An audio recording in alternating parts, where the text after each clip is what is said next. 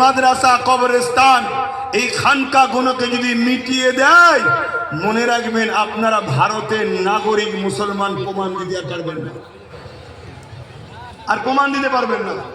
দিদি বলেন কি করে? কেরলে একটা মসজিদ আছে 1400 বছর বয়স, তার মানে ভারতবর্ষের কেরলে 1400 বছর ধরে মুসলমান আছে, তাই তো নাকি?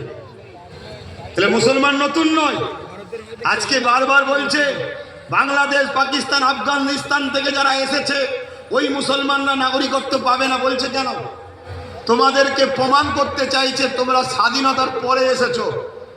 আর যদি তোমাদের এলাকায় 1000 বছরের মসজিদ থাকে, 1000 বছরের কবরস্থান থাকে, 1000 বছরের ঈদগাহ থাকে, তাহলে প্রমাণ করতে পারবে তোমরা স্বাধীনতার পরে এসছো? কেউ বললে মানবে? এই মাথায় ঢুকছে না? ঢোকেনি? এটা একটা বিরাট বড় পরিকল্পনা।